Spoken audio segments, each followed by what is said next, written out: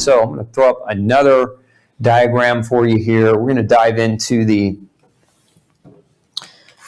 actual list of hormones that I want you to understand. Now, again, if you are new to the show and you don't know much about gluten, what I want you to understand is that gluten can cause hormone disruptions in every one of those hormones that you see there on the screen. So your sex steroids, like your estrogen, your progesterone, your testosterone.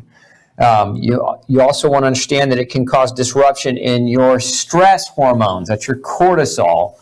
Your insulin, gluten can disrupt your insulin. Ladies, gluten can also, during pregnancy, can disrupt your prolactin. I see sometimes women come to see me and they've been told they have something called hyperprolactinemia, or elevation in the hormone prolactin, so they get put on medication to suppress the production of prolactin, not even knowing that gluten may be playing a role in it. So gluten, we look at as a reason why hormones can become abnormal, can affect cortisol.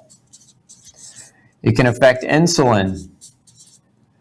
It can affect estrogen, progesterone, testosterone. It can affect your thyroid hormone.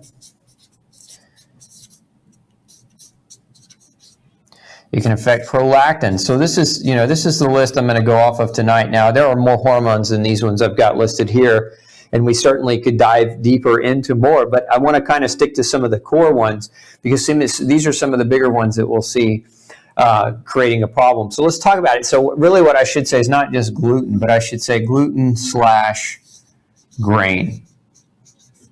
Okay, because it's not just gluten. Gluten can cause hormone disruption, but so too can grain consumption, aside from the fact that, whether it has gluten. So there are elements to grain, right, that can do this, but then gluten can also cause hormone dysfunction. So let's just start at the top here. Cortisol.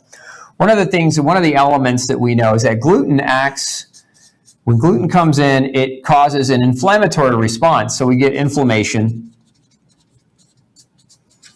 And then inflammation, understand that cortisol is how your body fights inflammation. So what that does initially, when you are early on in your life, as you're eating gluten, and that gluten is creating an inflammatory cascade, early on your cortisol increases. But over time, as you don't recognize it and you continue to eat gluten, over time your cortisol drops. Okay, so this is with time.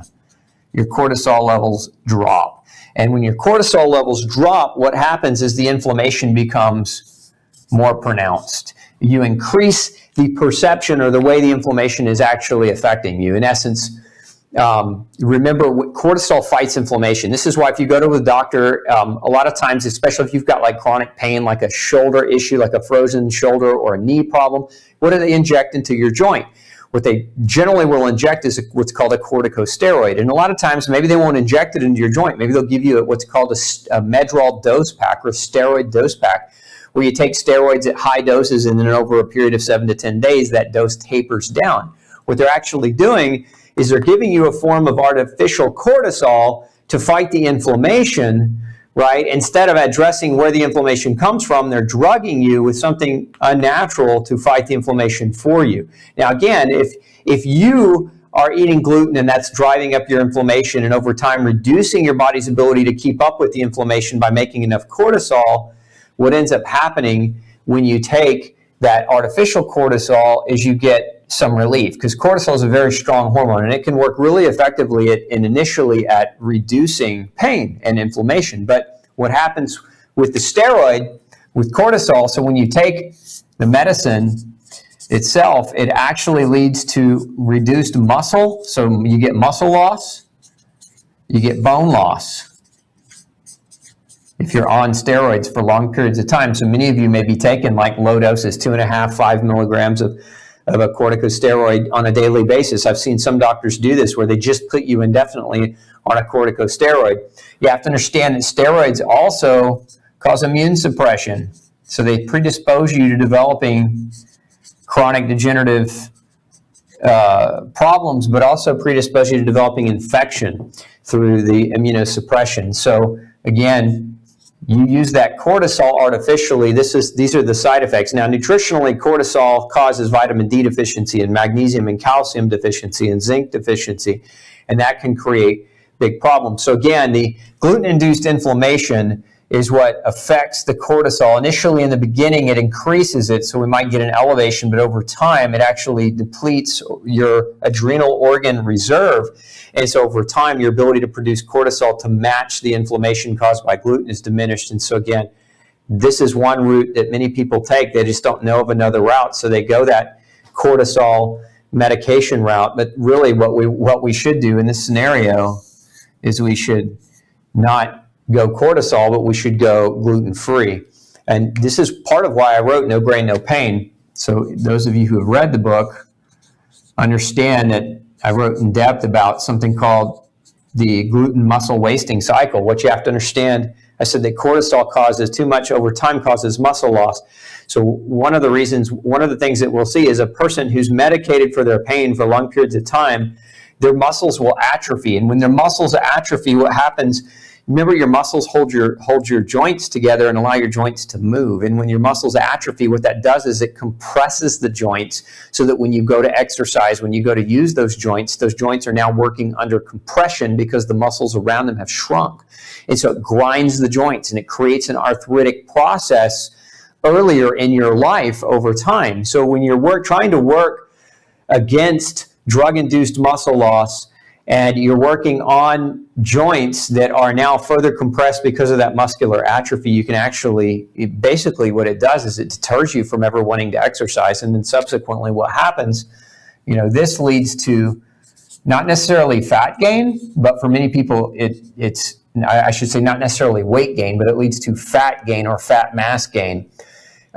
Because you lose your muscle and your body fat percentage will start to go up. And then as you have exercise avoidance, you'll gain even more, and then it'll make it a struggle to lose weight. But one of the other side effects, we didn't talk about this, one of the other side effects of long-term steroid use is it increases water retention. And so you'll put on 15, 20 pounds of water. If you've ever seen somebody go on steroids, and maybe you guys have experienced this. As a matter of fact, how many of you in the audience tonight have been put on a steroid where somewhere in that vicinity of taking that medication, you notice that your face started to puff up, your hands and feet started to swell up. This is the water retention that can occur as a result of using those artificial medications for too long a period of time. And it can actually happen quite acutely. I've seen people puff up overnight being on steroids. So again, water retention is weight gain. That means more pressure on your joint. Reduction in muscle size means more pressure on your joint. So you multiply the weight of the water times the pressure of the muscle loss, and you definitely don't want to exercise. Exercise becomes too painful, right? And then we gain more fat.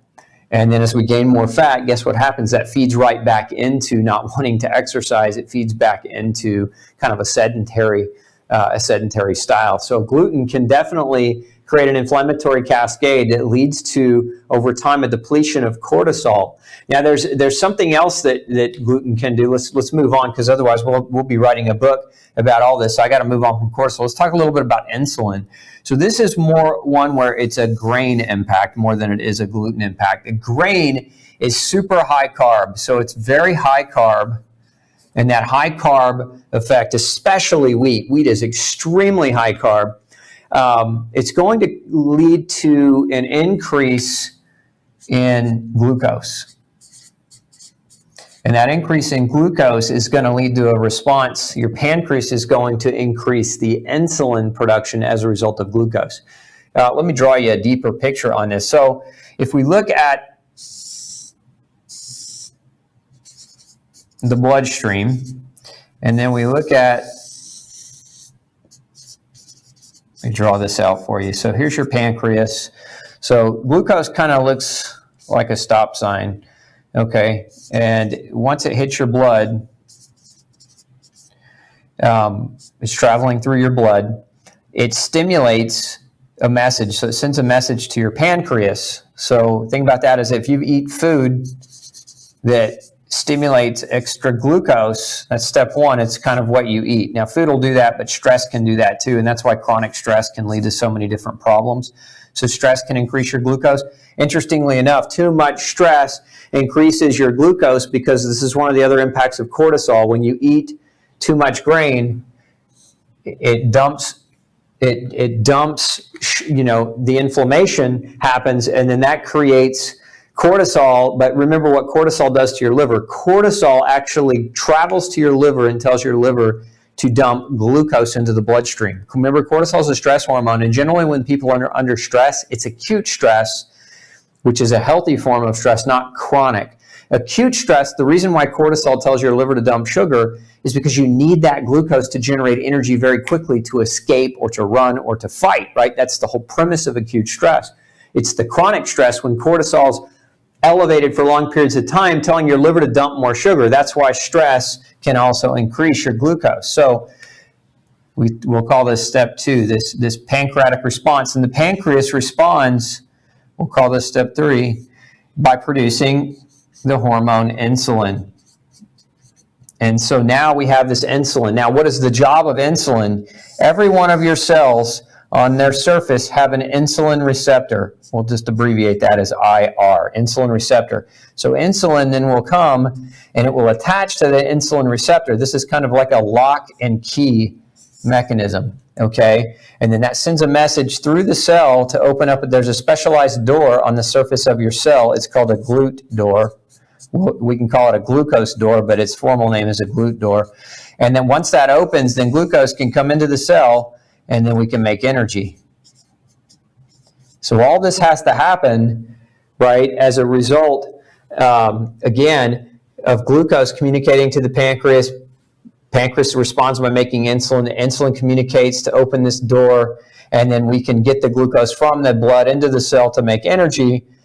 Well, imagine if the glucose is overwhelming the bloodstream. So imagine that you're eating so much, right, that grain, that your glucose level is being driven up. So now what happens over time is you make more and more insulin. So when you have more glucose, you've got to make more insulin. And what happens is the longer you make high levels of insulin over time, you develop something called insulin resistance. I'm going to rename that. So increased insulin over time equals insulin resistance, IR. And that insulin resistance means that you're making more insulin, but it's becoming less effective. It's not doing its job as well. It doesn't open that door as effectively. This is number 6. And so when it's not opening that door as effectively, then the glucose can't get out of your bloodstream. So it gets stuck here. And what happens when glucose gets stuck in your bloodstream? It glycates things. So we get an increase in something called glycation. Now, glycation means everything in your bloodstream becomes sugar-coated, literally sugar-coated, glucose-coated. It's a process where the glucose actually, like syrup, sticks to the other hormones that are floating around in your bloodstream. So this is one of those where when we start affecting insulin in a bad way, we affect all these hormones, right? Because now we start glycating them. Sugar moieties start attaching to your hormones and rendering them less effective, making it harder for them to do their jobs. Just imagine if your hands and your feet were coated in syrup and you were trying to type on your keyboard or you were trying to go about your day-to-day work. It'd be much more challenging if you were coated in sugar. Well, it's just as challenging for your hormones when they're coated in sugar, when your diet, serves to drive this up. Now, a lot of people have learned this the opposite way. They've learned that eating lots of grains is actually good for heart health and diabetes. And I would argue that, and a number of other scientists would argue that this is the furthest thing from the truth, is that lots of grain actually drives up your glucose level in your bloodstream, increasing this cycle from breaking down. So again, insulin is impacted as a result of grain exposure because of the heavy carbohydrate. And so those of you, maybe even some of you that are following a gluten-free diet, but you're not following it correctly, you're still eating corn, you're still eating rice, you're still eating oats, you're still eating the processed grain, gluten-free based foods. You have to understand those foods are one of the worst things you can consume as it relates to this insulin reactivity. So don't recommend that at all, not unless you want to stay in trouble. Hey, don't forget to check out the rest of the series right here. Make sure you hit subscribe below. And as always, thanks for tuning in.